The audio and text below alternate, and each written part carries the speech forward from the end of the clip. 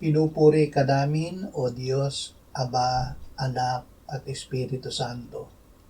Salamat, Ama, na ibinigay mo sa amin si Jesus na iyong anak na namatay para sa aming kasalanan, iyong muling binuhay, iniakyat at iniluklok sa iyong kanan sa langit.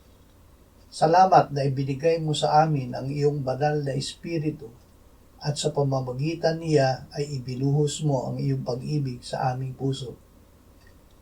Panginoong Hesus, mananatili kami sa iyo at sa iyong salita.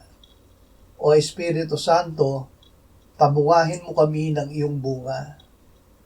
Paramihin mo ang iyong bunga sa amin upang sa pamamagitan nito ay aming maluwalhati ang Ama.